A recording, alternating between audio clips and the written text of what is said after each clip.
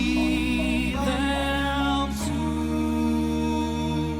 Hail and well met! Welcome to Counter Monkey. I, of course, am your humble storyteller, Spoony, here to tell you my epic adventures of the past so that you can laugh a little and maybe learn something.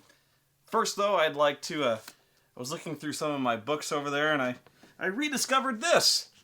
The Complete Ninja's Handbook for Dungeons & Dragons. How the hell have I had this thing so long and I never once rolled up a ninja? This is so fucking awesome, man. There's like... Why did I never roll a ninja? Well, I can't think of a reason why, but it's minor, but still, ninja, man. It's not, like, this is one of the only times, like, there's a book, one of these little splat books, for every single character class, like rangers, fighters, thieves, you name it, mages and stuff like that. There's a book for every single class, but they're all defined classes in, like, the player's handbook, like, if you open the player's handbook, you'll see all those classes, and there's a book for everyone. Every race, there's a book for each race. And then there's the ninjas book. Ninjas are not anywhere in the player's handbook. This is like one of the only times when they defined an entirely new class in one of these books. I think the only other one was like a psionicist. Or I'm pretty sure there was one in... Yeah, there's one in... Dark Sun. It's like the Complete Shire's Handbook. And I think there's one for... Spelljammer. Spelljammer is another one of those weird kind of campaign settings where it's like you have a what basically like an aquatic ship, but it's a ship that flies in space. And yeah, there's a class for that. I don't know. But yeah, ninjas, man. It might have been actually. I think it might be because. I think every ninja class is required to be evil, but I don't know. Of course, I never read the book, so I don't know. But yeah, they have spells. They have ninja spells that let them do ninja things. They have all sorts of really cool weapons they can use. They have grenades. Well, I say grenades, but they have like those eggshell grenades that are like full of noxious shit that blinds people. But still, you can throw cool stuff. Wait. There's a proficiency in giant kite flying. This proficiency is of use only to characters who intend to fly the unusual items called the Hitowashi and the Yamidoko, the human eagle and the man-sized kite. It is an expensive skill and difficult to master, so there are very few practitioners. Without this proficiency, a character trying to use a giant kite is certain to crash and do himself great harm, if not kill himself. Even with this proficiency, the character is very likely to do so. So it's basically the ninja equivalent of the Batman thing, where he... So it's like, yeah, you can do this if you want, but you're more than likely going to die in a very hilarious manner. So good luck with that. Although this is when they started introducing some really weird friggin' proficiencies, like hold breath. This proficiency helps you hold your breath for extended periods of time. That's a proficiency? Really? Feign or detect sleep. People who pretend to be sleeping seldom do it right. However, most people don't know how to tell the fakers from those really asleep. Characters with this proficiency are trained to feign sleep accurately and determine when others are feigning sleep. See, people can pick right up on that. This skill is of special use to the ninja on guard duty and those infiltrating a secure site.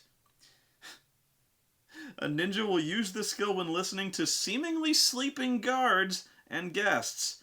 If he detects one who is breathing wrong, he can take steps to capture or silence the faker. Likewise, a ninja can use this skill to convince an intruder he is really asleep, so that he can creep up on the intruder from behind while his back is turned. Here's the kicker, I love this part. The acting proficiency can convey the ability to feign sleep, but the acting check is made at a -4 penalty. So, having acting talent can help you, but acting like you're asleep, I don't know. You need to be some fucking Brando to pull off that shit. And it's no giant kite flying. How do you even practice for that? They got like a pool, like you get like a really tall roof and you get your human kite and then you jump off into the pool. Yeah, wow, that would hurt a lot, I would think. What if you catch an updraft? Jeez. Then you got martial arts, cool ninja pictures. Got nothing to do with anything. Should I just read this whole book to you? Maybe there's more proficiencies. I'm just really curious now. What other proficiencies? Detect signing. Okay. I wonder if they have, like, bonsai trimming. Assimilation. No, it's not what you think. A character with this proficiency can study a different culture well enough to pretend to be a member of it. Whatever. There's no more. Detect signing. Enamor. This proficiency allows a ninja to trick an NPC into falling in love with him or her. It is more than the skill of knowing which flowers to send or garments to wear. This proficiency allows the ninja to study his target like a thief studies a vault, looking for weak points to exploit. I'm starting to think this book was written as a huge gag. Ninja fails the Enamor proficiency by 4 or more. The victim has been insulted during the romantic pursuit. The victim may attack the ninja, may arrange to have the ninja assaulted, or may pretend to be seduced in order to cause the ninja some great harm later. I just like how it keeps saying ninja over and over again. Like, the ninja can study people. The ninja can strap his ass to a really stupid kite. A character is trying to use a giant kite is certain to crash and do himself great harm. Wow. Okay, enough of the ninja book. Just thought that was interesting. Okay. I used to be a big fan of the Dragonlance novels back in the day. In fact, all through like junior high, all the way to high school, I read a lot of them. And then they got to the Fifth Age, and the Fifth Age is it was kind of strange, really. I've really cooled on Dragonlance a lot. I really don't like them anymore, but it did have some heart to it in the sense that there were some compelling characters to it. I think everybody kind of liked the whole Riceland thing. Riceland is he's kind of one of those really angsty, mysterious mages, almost like I don't know, he's kind of the prototypical Edward Cullen of fantasy role-playing. I don't know, I'm mixing my literary metaphors here, but he was kind of this mysterious, dark, gothic kind of dude who had, he had like really premature white hair. He's real sickly and he coughs up blood all the time because he had this really agonizingly torturous test in Dragonlance. All wizards to become certified wizards, it's like a really sadistic version of Hogwarts where they have to go to the Tower of High Sorcery and take a test. And the test is different for everybody. I think it's partially like psychological, like the cave that Yoda sends Luke Skywalker into, where he's like, only what you take with you is in there. And I think that's kind of what it is, to where like, Riceland goes in there and he undergoes this really horrendous, torturous ordeal in there that leaves him like a broken man, that causes him just grievous injury that has never healed properly. So he's very sickly. He's coughing all the time. It's almost like tuberculosis kind of thing. And the only thing that kind of keeps the coughing at bay is like the special tea that he drinks. And so Riceland was a really popular character who basically ascended from nothingness, basically, to overcoming his frailty, so to speak, and that he became one of the greatest sorcerers in Krynn. So much so that he challenged the gods, or challenged one of the main gods themselves, the goddess of... He basically turned into a villain. And so he became so powerful and so evil, he straight up went into the abyss and called out the goddess of evil, Takesis, and kicked her ass. So that's how cool this guy was, So he kind of became this really sympathetic character. You got kind of an insight into his character, and he was kind of like this, really, honestly, it was kind of it was almost like if Anakin Skywalker were done right. to where he kind of turned into Darth Vader, where he started off as, I won't say a good guy, but he started off as kind of a cynical, really kind of angry dude that kind of got twisted. Life and everything kind of twisted this guy around. Everyone kind of picked on him. He was kind of that really sickly nerd that, he kind of got pushed too far, almost in a way like Kaneda or Tetsuo did, in Akira. He has this huge latent power within him, and when he finally achieves this massive power, I won't say he's quite as petulant as Tetsuo, but again, I'm mixing my cinematic metaphors here, but it's that kind of it's kind of like that, where he has this massive power, but his life experience and everything that's happened to him, he's very jealous of his brother. His brother is like this really muscular, not entirely bright, but very popular, very handsome, kind of this traditional chiseled type action hero type guy, and he's always been very jealous of his brother, and so he's always trying to prove himself. And so he becomes this really popular character and kind of a tragic character, to where he's kind of an anti-hero. He's like a really cool anti-hero. To where even though he's trying to overcome, he's basically trying to replace the goddess of evil, he's still got kind of motivations. He is still kind of sympathetic, and you really want to see how it turns out, because this guy. So anyway, I've really cooled on the series since then, mostly because I really hated how the series ended up going. It kind of reached that point where it didn't necessarily jump the shark. It's just the shark went home. And so, in brief, too late, I'll try to explain how it went. Was like, basically, this is where my memory fails me.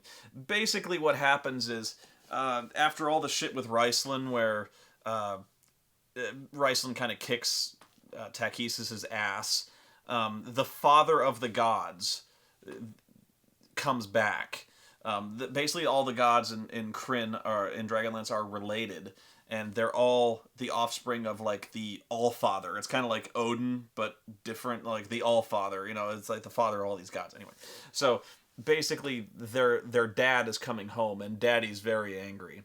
So it's kind of one of those things where the gods in unison go, oh shit. So what happens is, basically all of the heroes from the various books, they have to kind of get together for one last ride, and they're confronted with like the ultimate power. This god comes down and he's about to step on the fucking planet, and so they have to band together and combine their powers and defeat the god of gods. So they prevail, and so this is basically what happens in general.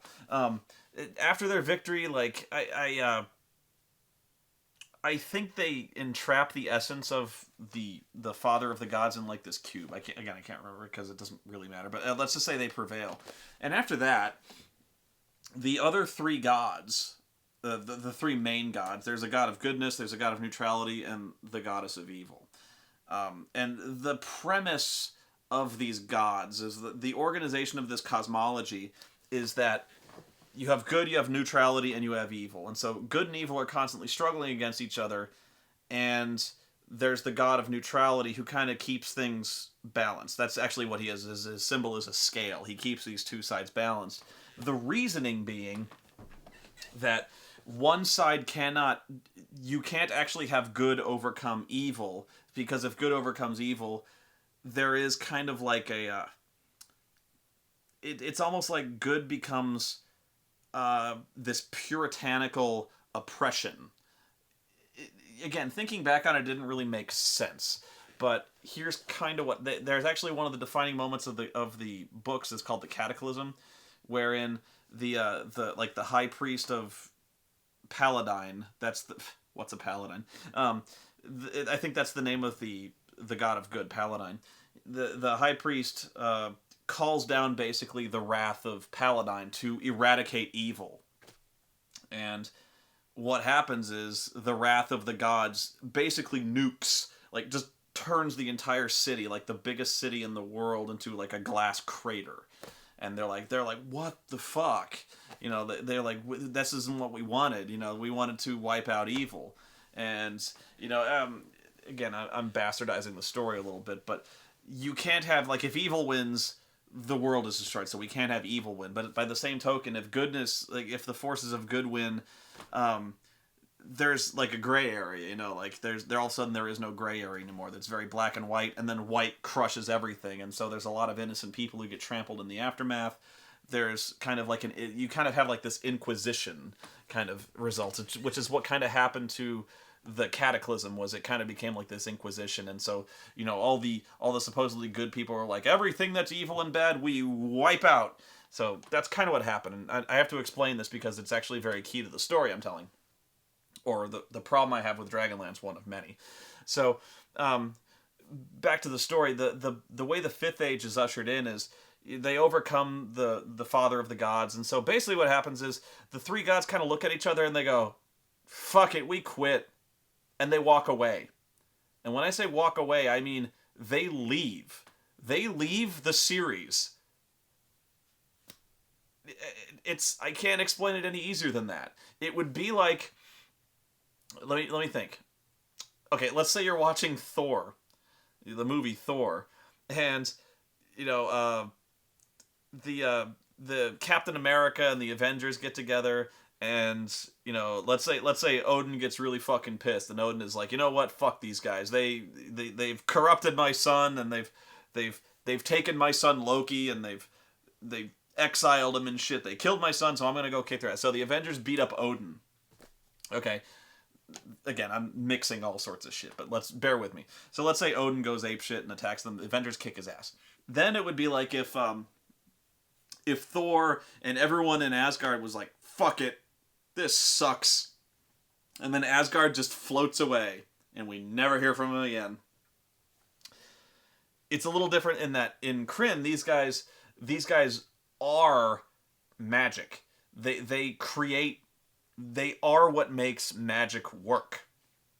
All magic comes from the gods. Well, all holy magic comes from the gods, but they make magic work. They're everything that happens magically is kind of a result of their influence, if you dig it. So, they literally decide to pack their bags and leave. They leave continuity. They just go away. They're gone. So there's no point in praying to them because they're gone. They have left the building. They have left the universe. And so, like, you wouldn't even think that's possible. Like, because the gods just get sick of this shit. They're like, look, this is actually a main reason why. Is because they go like, look, you know what? This sucks. You know, this fucking Riceland guy kicked down the door to fucking Takhisis' room and he beat her ass. Like, what the fuck are we doing here? We are so getting disrespected here. You know, the Takhisis is like, this fucker came, you know, he just busted into my crib and just beat the shit out of me. And so, like, the gods go, enough of this shit, and they leave. Which is actually another one of the really funny rules in Dragonlance. Before they decided to throw their hands up and leave, in the space between that, Riceland goes over and kicks the shit out of Takhisis. Not big spoilers, don't worry about it. If you want to read them, go ahead. I really have not spoiled all that much, because that was kind of the whole point. Was Riceland goes and, like, basically is like, will he take the place of Takhisis? Because he's very clearly okay. Anyway, so, like, between the time when Riceland kicks Takhisis' ass and before they leave, this is kind of when this book takes place. And I think I'd have to go looking, but I'm not going to find it. But there's a level limit in Dragonlance. And I think it's 16 or 17. At which point, once you've reached level 16 or 17, the gods kick you out. They hoist you up by your underwear, and they throw you off. They throw you off the planet. They throw you basically into Planescape. You leave. They send you somewhere else. It's 18. Yeah, because all the level charts peak at 18. I'm trying to find out where it says specifically if it does. But, yeah. And the reason they do that is because the last guy they allowed to reach over level 18 was Riceland. And so they are so paranoid that that somebody will again challenge them and challenge their rule, because apparently when you get that high level, you are on a power level where you can essentially beat up the gods, because the gods are statted, of course, so you can kill them. So the gods are like, fuck that. We're not putting up with this shit. So if you are gonna reach level 19, they take you out. They get together as a unit and they throw you off the goddamn world. Now I gotta find this. Where Orders of the Universe.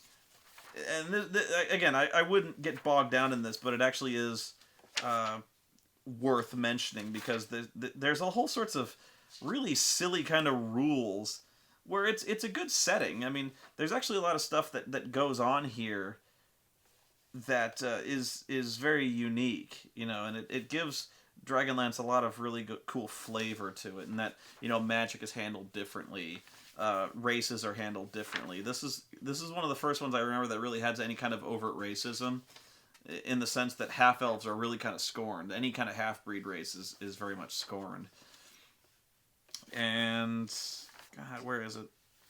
I'm not going to find it, but yeah, as soon as you get to level 18, they throw you off. And the reason I say that is because there are provisions in this book. Let's say you're a cleric of one of the gods here, like Mishakal, which is like the goddess of healing. It's one of the good aligned gods. If you're a cleric of Mishakal and you get kicked off of Kryn, you become what's called I think it's called a heathen priest.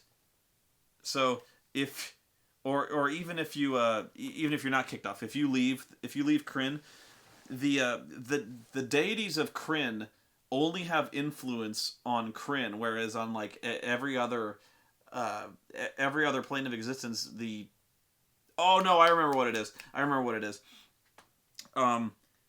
If you come from another world and you go to Kryn, if you worshipped a different god, which is almost certain to happen. So let's say you're a cleric of Lathander from, I think, Forgotten Realms, and you get teleported to Kryn somehow, which, trust me, if you're in Forgotten Realms, that's not as uncommon as you might think. You become what's called a heathen priest, in which case Lathander no longer talks to you.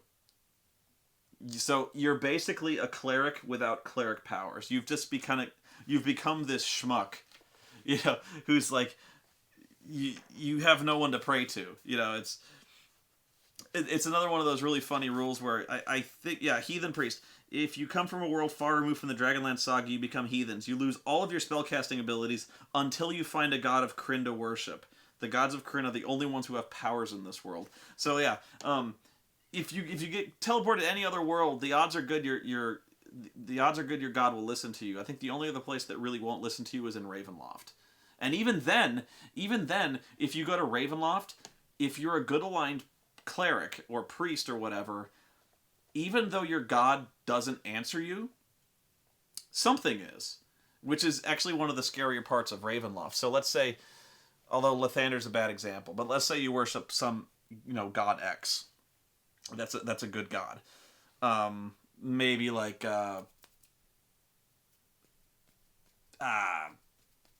some good guy, whatever. So Corellin Loriathan or something like that, some like an elven god.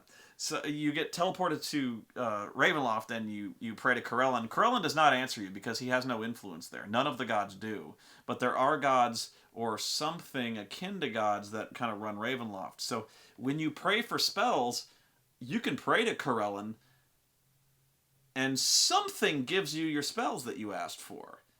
But it's not Corellin. So something actually answers you, but if you're in Kryn, you're fucked. No. Doesn't work out. And so this is always the funniest thing I found about the clerics is, if you're a cleric and if you're sent to Kryn, you become a heathen until you find a god of Kryn to worship. Now, think about that. Let's say let's say you're Catholic, and you get sent to Mars, and you find these Martians, and okay, God doesn't give Catholics magic powers, at least not that I'm aware of. But let's bear with me. You get sent to Mars, and they're like, no, God, the Catholic God, no, he's not here. He's not going to answer you. But we have all these Martian gods you could pray to. That's so weird. Like, you would never, like, convert. Well, I'm digging a hole here. But, like, let's say you're a cleric. You have absolute belief in your god. This god gives you magic powers. You've devoted your life to the study of... Oh, you're a cleric. You've literally devoted your life to the study of this god. You've consigned your soul and your life to his service. That's what a cleric is, okay? Then you've done this, you're teleported to Kryn, and you're like, oh, well, he's gone. All hail Paladine! Like, I don't buy that. There's no way you convert. Like, and you could argue, like, well, you're converting your service to a god of goodness, so what's the difference? There's a big fucking difference.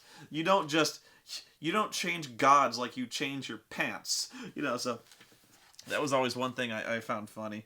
God, I wish I could find this rule. It might not actually be in this book. Hang on. Now I'm really curious. Elves, dragons, NPCs. Yeah, it's probably in here, but I'm not finding it. So, okay, here's where I'm gonna. Here's the main problem I have with the book now. Fifth Age. I'm going to finish my Fifth Age story. So, the gods leave, and that's the Fifth Age, is this really, really uninteresting span of books where there's no gods and there's very little magic, and I'm not sure if this has ever been confirmed, but I remember reading a theory that it actually seemed to fit, where Kryn is... The theory is Dragonlance is a prequel to Dark Sun, in that Dark Sun is like it's like Mad Max, but like with fantasy Mad Max, where it's like the entire world is a desert, and it's this really kind of strange thing where like there's pyramids, and there's the struggle for water is constant. In fact, there's like an entire mechanic based around dying of thirst, where you can actually, no matter what your alignment is, if you are dying of thirst, your alignment is suspended, and you will do anything to get water. So your alignment will be temporarily suspended and converted to like chaotic evil until you get water. That's how serious it is. And yeah, I know I called it Mad Max. I just can't get beyond Thunderdome. But so Dark Sun has this another kind of strange but cool magic mechanic where there are what are called defilers and preservers. And preservers kind of use their inner magic to help make nature flourish, because magic comes from the power of life. So, and what defilers do is they take the dark side. They take the easy path. And what they do is they derive magic by stealing life from the earth. What little life there is remains. They are defiling the earth into like this foulness. And so that's the difference between defilers and preservers. And so it's small wonder then that many of the most powerful, kings and the most powerful dudes in Dark Sun are these really intensely powerful defilers, because it's an easy route and it's really cool. And so I remember reading there was a theory that basically Dark Sun is the future of Dragonlance, where at some point in Dragonlance all of Kryn gets wiped out. Somehow there's some huge cataclysm that occurs that wipes everything in Kryn out, except it turns everything into a sandy desert.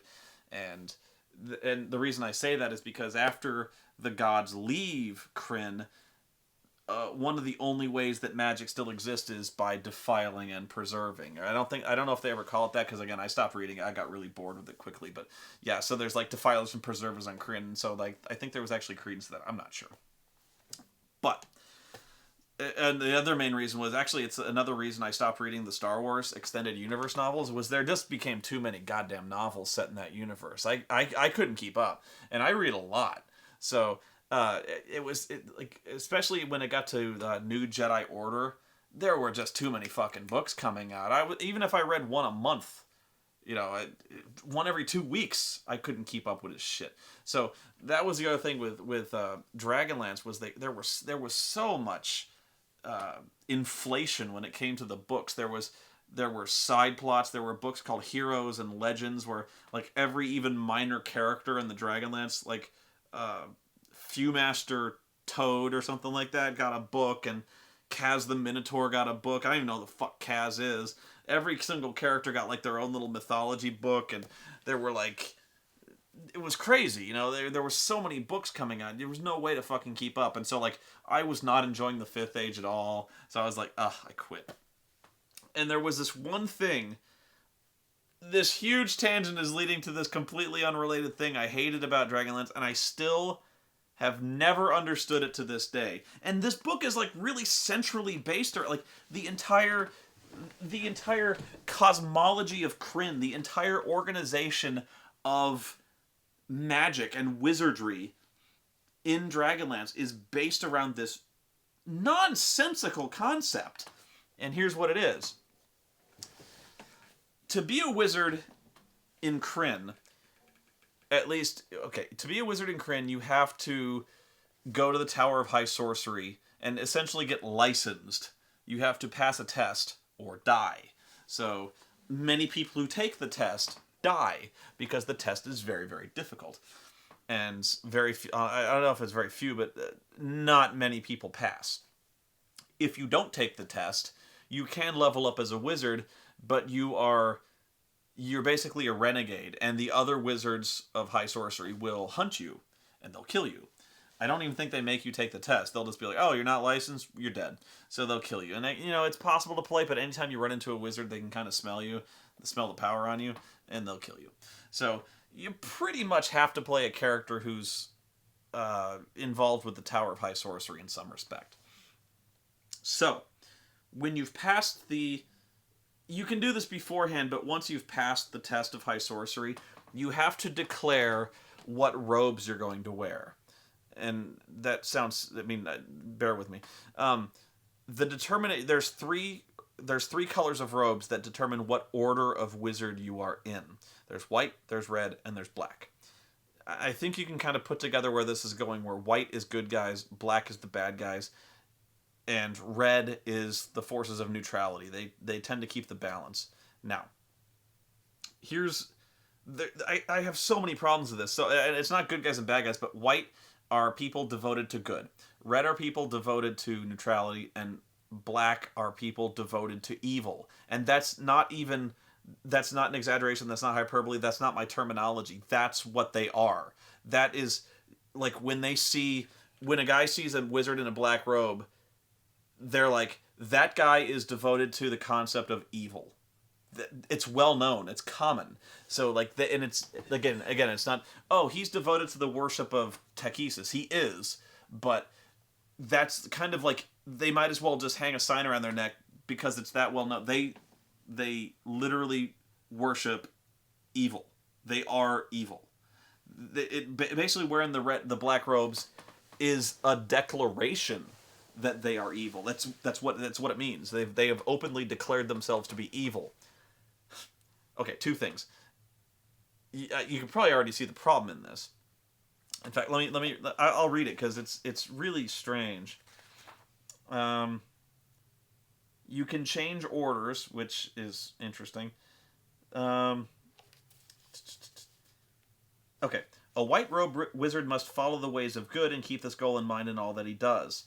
Wizard of the red robes gains levels faster than his white robe brothers. Really? Why? Red robes have the widest range of spells available. Oh, I get it. It's because the closer you go to the dark side, the wizards of the black robes level up fastest because their path is easier.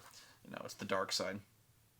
So, where does it say early life of the wizard?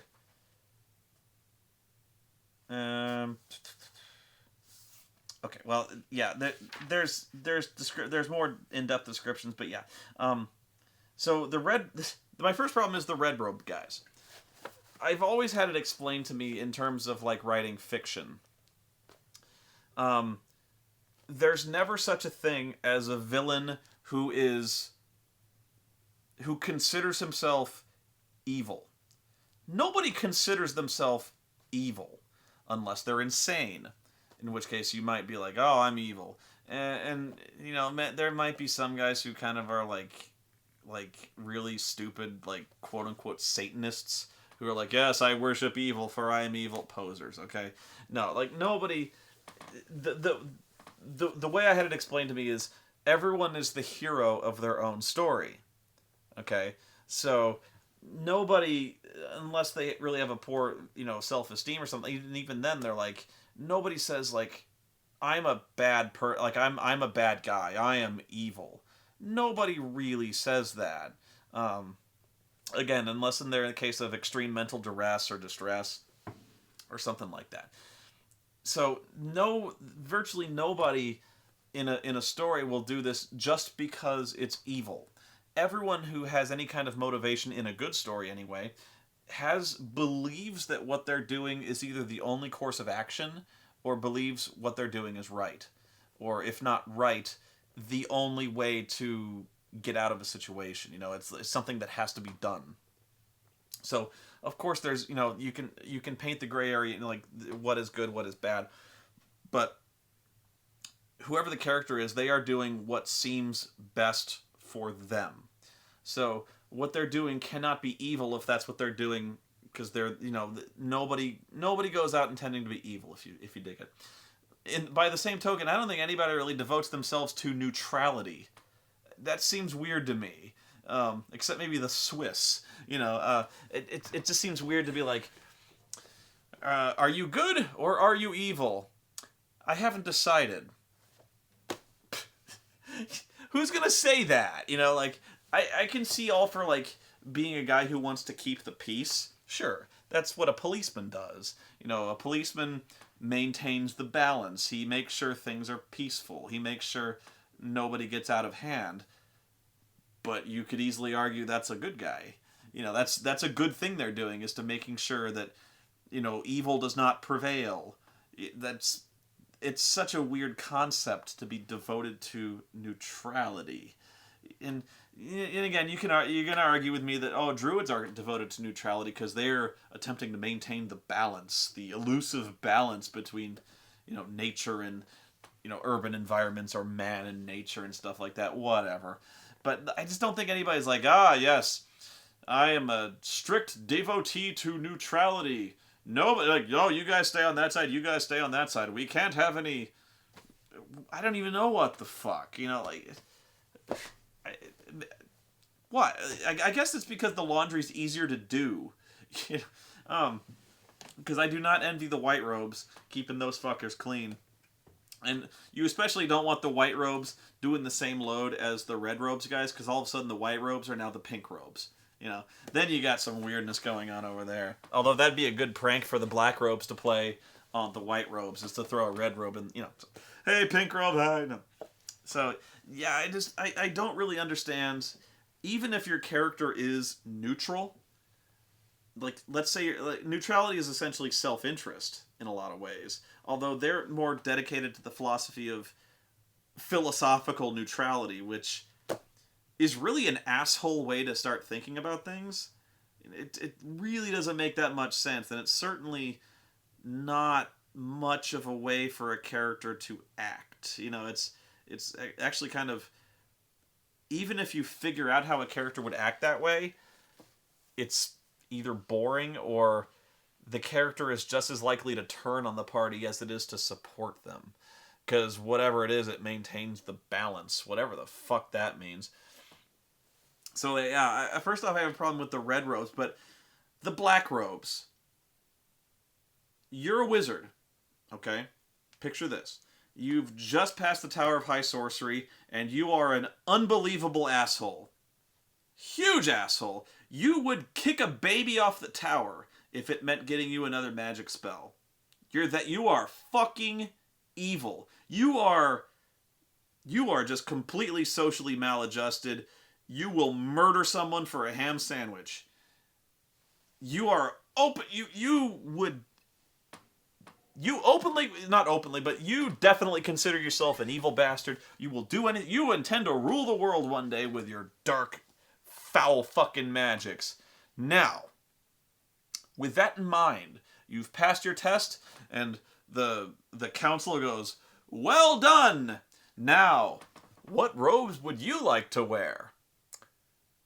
Are you gonna say black? Or are you gonna say white? This isn't a tough question. You're gonna say white! Because if you're evil, and you know you're evil, are you gonna put a robe on that advertises that you're evil? You're gonna choose a white robe because what other alternative do you have? You don't want to out yourself as an evil guy. Why would anyone want to out themselves as evil? Nobody's gonna trust your ass. Not even other evil dudes. Like if you're a black robe and you're talking to another black robe and he's like, yeah, I made this potion and it's a healing potion. You should drink this. You know, like you're like, oh, I see you're hurt. Drink this healing potion. You're not gonna take the fucking potion from another black. He's evil. He's probably gonna try to kill you and take your spell book because he's wearing a black robe. But you know, if a white robe dude is like, oh, I see you're really badly hurt. Here, take this healing potion. He's gonna take it from a white robe because a white robe is a fucking good guy. It's like, I have no fucking concept why anyone would willingly put on black robes. It's not just a fashion statement. It's like, you go into a town, you go into the tavern, you're wearing black fucking robes. Like, nobody's gonna... I mean, the only reason they're gonna do anything for you is because they're afraid of you, which I guess is one way to do it, but you're just as likely to get chased out of town by villagers with torches and pitchforks. You know, I really don't follow this, because... And once you've declared this, it's over. You know, like, every other wizard in the tower knows that you've openly declared yourself to worship... pardon me, worshipping evil. So you're fucked two ways, in that it makes no sense from a character or literary standpoint, because nobody really considers themselves evil unless you're... I mean, unless there are movies where people do that, but it's really cartoonishly stupid, where, you know, it's really like this Snidely Whiplash or Cruella de Vil type of villain that really has no motivation beyond, you know, that there's nothing to that. And it's really unrealistic, because nobody acts that way. Even the most, like, diabolical villain, like, you know, even if you're Hans Gruber and you're trying to steal money, they're not doing it because evil. They're doing it because they need the money, or they, you know, there is a goal in mind, that it's not, I'm just doing this because evil. And if you asked Hans Gruber if he would like to wear a sign that says terrorist around his neck, do you think Hans Gruber would say that? He'd say yippee-ki-yay motherfuck. You know, like, nobody sane would do this, because it doesn't serve you in any way to go around wearing a black fucking robe. It's madness. I you know what? I'm going to read this again, because I'm going to read it right in front of you here, and I'm not going to... You can be a renegade, early life of a wizard. Hang on. I want to see where it defines this, because it's fucking ridiculous. The Conclave of Wizards. 3 factions, 7 representatives. The black representative is usually the most powerful wizard of that order. Hang on. I gotta figure this out, because this is bullshit. I hate this. It just... And it's not even, like, complicated. When you're reading this, it's obvious. You know, it's like, who writes this shit this way? I don't see any explanation for this, but when you read the novels, and this is how they explain it, you know, it doesn't make any sense. Or if you're evil, you're gonna wear a red robe, because maybe wearing the white robe is too obvious.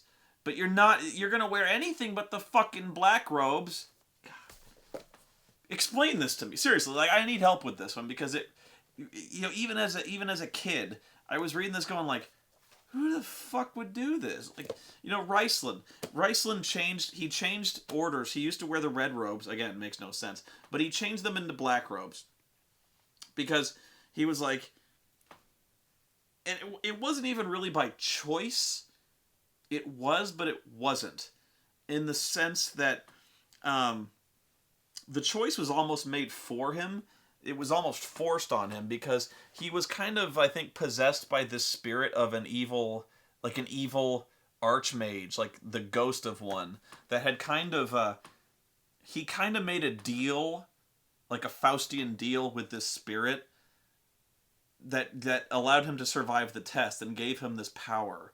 And I think gave him the Staff of Magius, like this really powerful staff that he has. And so it's like he kind of made a deal with this guy mainly to survive. And I think that kind of twisted him into evil. Again, I'm bastardizing the whole story, but it really wasn't necessarily all his choice. But he'd made this deal that eventually kind of twisted him into evil. But again, I just don't get why he'd wear a black robe. Yeah. So Riceland, you know, maybe there was no hiding it at some point because he did take over one of the towers of high sorcery and basically sealed it off and turned it into his own lab while he kind of gathered power to challenge the goddess of evil. But you'd think he'd try. You'd think he'd hang fucking like Christmas lights up around the tower and kind of try to put on some appearances. So like people don't try like you can't invade the tower because there's like a forest that surrounds the tower that basically keeps everyone out. That you can't assault it unless he wants you in. But there's no point to this story. I just wanted to bitch about Dragonlance, but hey, what do you want? Seriously, honestly, I just wanted to ask that question, and you know, maybe I'm crazy. Entirely possible I'm crazy that there's a really obvious reason why you would want to wear the black robes. It just really seems to me like. I guess it's the same reason why, like Star Wars, like, why would you openly, like, claim to be a Sith Lord? Why would you do that? Like, why wouldn't you still pretend to be a Jedi? Wouldn't you? Like, is it because, like, when you're all dark side, when you get dark side points, you turn all pale and evil and it's really obvious that you're a Sith Lord? Is that it? Because, like, if you're a Sith Lord, wouldn't it serve you much better to just stay, or at least pretend to be a Jedi, and not wear, like, evil black fucking robes, and carry around a red lightsaber? Because that's kind of a dead fucking giveaway. You'd think it would be much more to your advantage to dress in those stupid, like, tan and beige robes, or wear some burlap like Yoda, and, like, still carry your little pastel blue lightsaber, and, you know, yes, sir, Master Yoda, sir, I'll definitely go scout out this planet for you. And then, you know, you stab the guy with you in the back and you're like, oh my god, Master Yoda, it was terrible. There was this fucking sand person clocked him from behind with his gaffy stick. I didn't even see it coming. My god. You'd think you'd kind of you'd try to play that off as long as you could, you know. It just seems like it's more efficient to your goal. Like, if you wanted to destroy the Jedi, don't openly declare yourself as an opponent of the Jedi. Pretend to be a Jedi and stab other Jedi in the face when you're alone with them.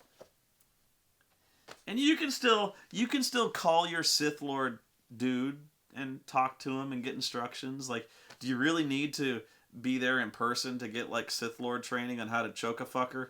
Because Darth Vader didn't need to do that. Like, he knew how to choke a fucker from across the TV screen. He didn't know where the fuck that guy was. He was like, eh.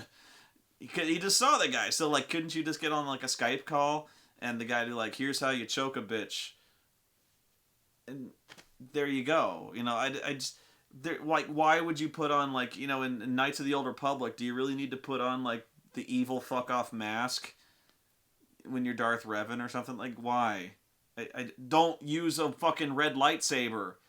That's all you gotta do, and nobody's gonna figure this out. You know, how much more damage could you do if you just pretended to be some pussy Jedi? That's it. Like, they're gonna see you coming. Okay, fuck. I'm just rambling now. Yeah, Dragonlance used to be a big fan, and then I started thinking. Yeah. The only thing I still like about Dragonlance was Lord Soth, who basically is. I was gonna say he's a Darth Vader ripoff. He's a little more than that. He's kind of more a. He's kind of a tragic guy. Lord Soth was a really interesting character, especially more so later on. Basically, his deal is he's a Death Knight, and a Death Knight is a really powerful undead knight. So he's like, what if you had? He's really powerful. Let's just put it that way. So he's effectively immortal. He has really supremely evil powers. Like he can shoot fireballs out of his eyes. That's one thing he can do. So like, picture essentially Darth Vader. If Darth Vader wore plate mail, had a magic sword, and can shoot fire from his eyes. That's kind of what he was. And so he was like this undead servant of the evil Dragon Lord and stuff like that. So his deal was he still had emotions, though. He still was in love with this woman that he could never really attain. One, because he's a Death Knight and he could never get a boner again, you know. But, you know, he still loves this woman, and he's trying to, like, he doesn't even know how to resolve it. Like, he loves her, but he can't have her, but he wants to try, but he can't. So he's got this weird kind of angst going on, and so he's really tormented by this. In fact, that is the thing that torments him most, is his unrequited love for this human woman that he can't figure out. Okay, so, again, not a spoiler. At some point, they kill him. But for a Death Knight, you can't really kill a Death Knight. You know, not really. So what happens is, once they've killed him, in one of the more interesting crossovers, he gets taken to Ravenloft. Very, very brief introduction to Ravenloft, for those of you in the cheap seats don't know what I'm talking about. Ravenloft is basically the Twilight Zone of Dungeons and Dragons. It's not hell, but it's like this. It's like a mix between Castlevania and the Twilight Zone, because it's like it's called the Demiplane of Dread. It's this very dark, mysterious realm that's basically like evil that's made tangible. This entire realm is tangible, and the only gods that rule here are called the Dark Powers. And the Dark Powers are not gods, it's just some kind of nebulous concept of evil that somehow binds this place together, and its only function is to torture you. It like dangles hope on a string and then yanks it away. And so that's like the entire function of this place. And so there is you can win against the Dark Powers, but it's very, very hard. And so, but really the Dark Powers aren't here to torture you. They're here to torture the Dreadlords. Okay. And so the Dreadlords, like, there's several little countries in Ravenloft, and Ravenloft floats in a sea of mist. And so the various countries are ruled over by a Dreadlord. And there's one place called Barovia, which is run essentially by Count Dracula. It's Strahd von Zarovich, but it's Dracula. So the Dark Powers keep tormenting Dracula with this one woman, his true love, that he murdered for. He made like this deal with the devil essentially to get this woman, only to find out that once he had her, she was horrified by the deed he had done and hurled herself off the castle. So he's now this lord of essentially Castlevania, and the Dark Powers keep doing this thing where they reincarnate his true love, looks exactly the same, and he keeps trying to win her back, win her love. And he keeps doing this, and he actually succeeds, only to find that she dies immediately afterwards, either by misadventure or she kills herself or something. Like, something always takes her away from him again. And so for all eternity, he's doomed to always chasing this woman, hoping against hope that he can get her back. Okay, so something similar happens to Lord Soth. He gets sent to Ravenloft and given his own realm. He gets his own dread realm, and so he's in this castle, and his torment is twofold. One is he's basically sealed inside this castle, and constantly there are like wailing spirits or banshees or something like that who constantly scream at him and sing of what a failure he is. They basically recount every failure, every bit of rejection this guy has ever felt. They mock him for failing to, win over this woman's love, or failing to succeed in his endeavors. He had all these ambitions and he fucked it up. All the dishonor. He used to be a knight of Solamnia, that knight of like the most prestigious knightly order, and he fucked that up. He dishonored himself. He dishonored his entire order. They just keep singing this shit and just constantly tormenting him over and over by reminding him of this in this really mocking song. And this land is also it's called Sithicus, and this is also one of the only place where you will find vampire kender. A kender is like a hat. Fuck it. I'm going way off. But yeah, vampire kender. This is the only place where you find vampire kender, and it's so fucking stupid. It's actually kind of brilliant. So you have this place called Sithicus, and I think, I'm not entirely sure, but I believe that he, like Strahd, he is constantly tormented by visions of Kitiara, this woman he loves. Either she's there, or he keeps seeing visions of her, and then the spirits keep tormenting him about how, we saw her but you can't have her, and so he's in like this constant torment. And that's what the dark powers do, is they set up these realms where they just torture these people. They torture they're evil, irredeemably evil, but they just keep picking at them because this is basically their hell. The hell itself is not enough for these guys. The dark powers are just ripping at these guys' spirits until they're just broken. And it never gets old, because these guys are so fucking stubborn and evil and pissed off that they won't break. You know what I mean? So it is endlessly amusing to the dark powers to torture these guys. Okay. So Lord Soth is so, I don't want to say funny, but it's actually, he's like the only guy to ever win against the dark powers, which is virtually impossible to win. And he also did another thing that is also even more impossible. That doesn't make it, but it's one of the whole tenets, one of the defining principles of Ravenloft is that nobody gets out. Once you're in there, you don't leave. You can't. The dark powers will not allow it, and there is no beating the dark powers in that regard anyway. You cannot leave. So, not only did Lord Soth beat them, he escaped Ravenloft. Here's how. It's actually an adventure. There's a Ravenloft adventure, which I thought was hilarious, where you actually are brought to Sithicus, and the realm is falling apart. Like, it's disintegrating. There's pieces of it falling off and disappearing into the Sea of Mists, and it's all going to shit, and you're trying to find out why. And so you go to Lord Soth's castle, and you find that in his throne room he has all these mirrors set up all over the place. And I can't remember if he constructed the mirrors. I think he did, but each one of these mirrors leads to essentially one of his fantasy realms. He's created like these virtual reality fantasies where he goes, and it's like the only place he can find any kind of solace or joy. Not joy, but it's like kind of where he goes to just brood, So he built these mirrors and kind of escaped in them and kind of found some escapism for a while. And then angst set in.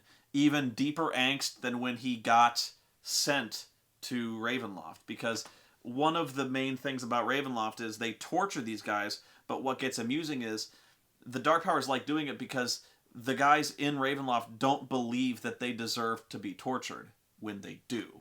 So Lord Soth, he builds these like escapist fantasies, and it works for a little while, but what happens is it doesn't work for long.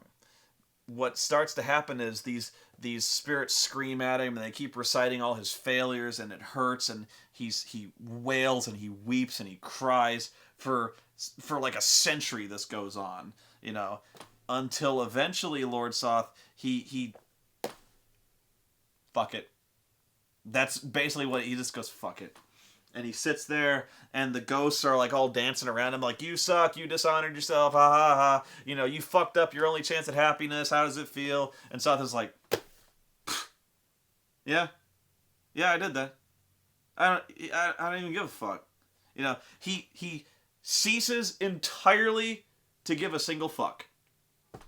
It's he doesn't even give shit. He doesn't give a shit about the whole mirror thing anymore. He's like, you know what? You're right. I deserve every bit of it. I deserve it. Yeah, keep singing. You're right.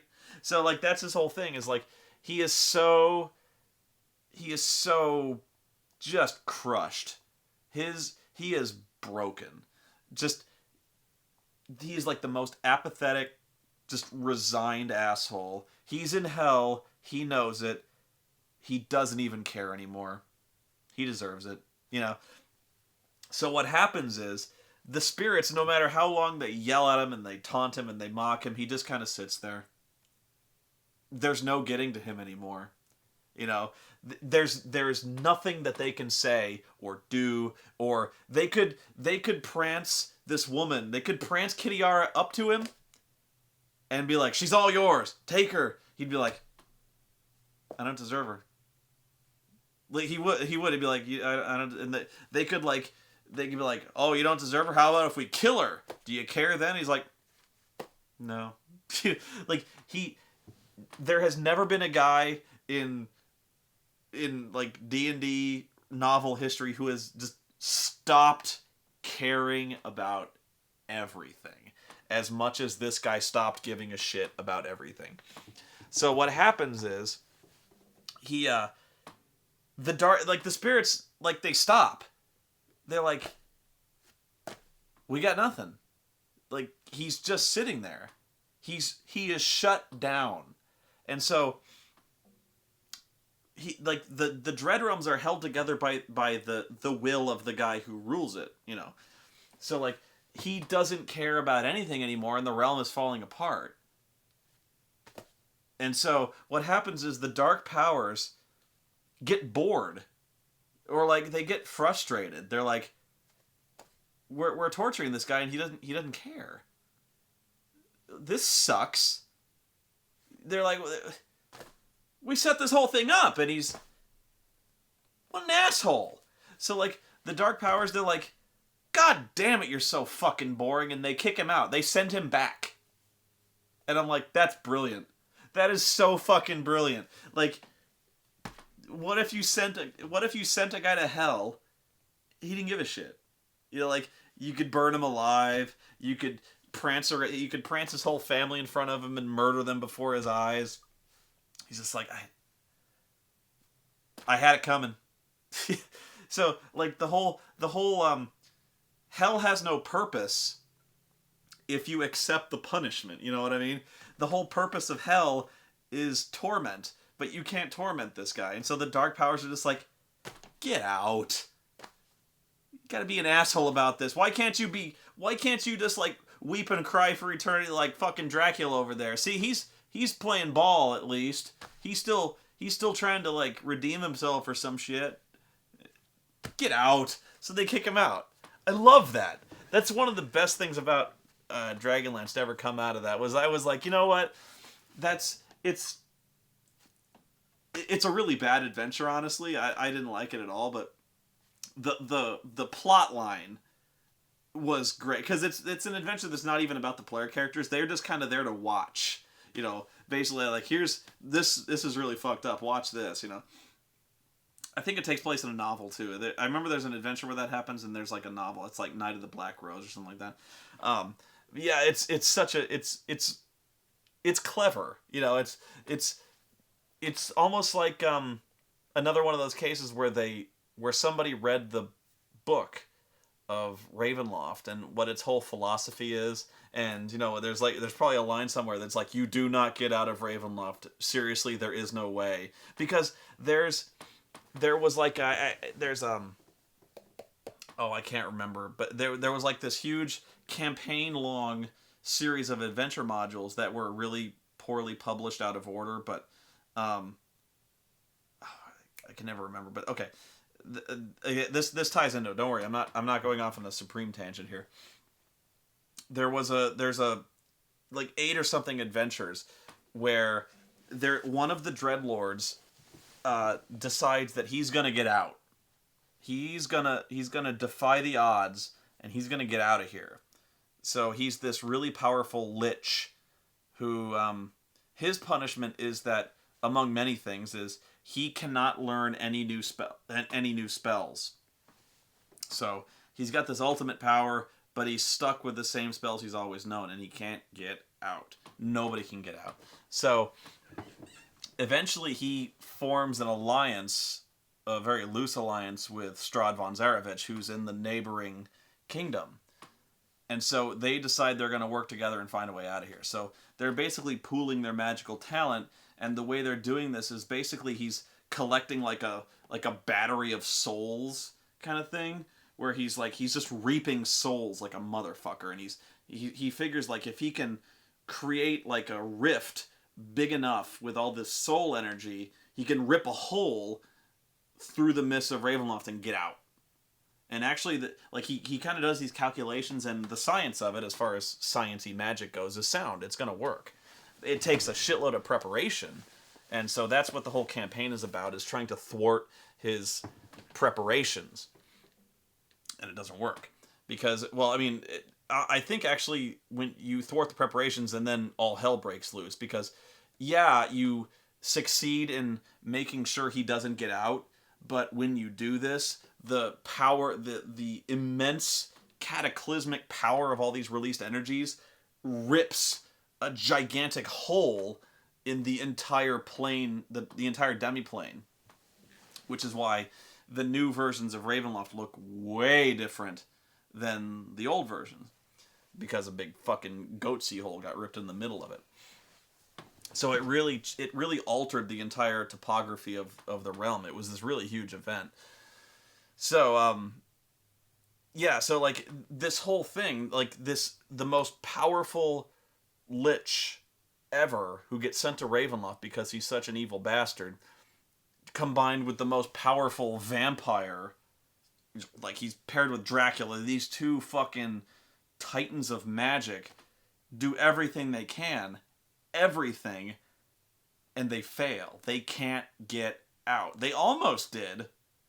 Like I think even the Dark Powers are kind of freaked out that they almost did it, but they didn't. So, it's really up in the air whether or not they were really ever going to, whether or not they really even came that close. But the point is, these two supremely powerful, nearly gods could not get out of Ravenloft, but Lord Soth did. And how did he do it? He stopped giving a shit. I was like, that's brilliant. He had to do nothing. He had to literally do nothing. He's just like, I'm not playing. You know what? You win. He just was like, you win. He was just like, eh. And the Dark Powers was like, fuck you. Get out. So, yeah. I guess that's the ultimate story of Lord Soth's victory over the Dark Power, so to speak. I don't believe I know he got out, but I don't know what happened after he got out. It was probably pretty funny, though. But yeah, it's kind of interesting how this character is like it's this really really tragic story that actually he's so steeped in his own irony. He escapes the ultimate like prison of torment. He escapes hell through his own irony. I loved it. This has nothing to do with the Ninja's Handbook, but hey, I got to bitch about Dragonlance, and I still don't know what the fuck the black robes are for. So tell me, if you can, I need your help to explain to me, your humble storyteller, why you'd ever wear black robes. I don't know. I guess for Darth Vader, there's no hiding the whole spooky looking mask thing, but yeah, I'm not really feeling why Lord Dooku got to wear black all the time and talk in his really evil voice, or why Darth Maul had to look like fucking Satan, or something like that, or yeah. I mean, Palpatine, he at least had the right idea for part of it. You know, he pretended to be a nice guy for a while, but like on the other hand, he had this fucker, you know, Darth Maul and shit like that. Like, yeah, I don't get that. The Emperor, I don't know.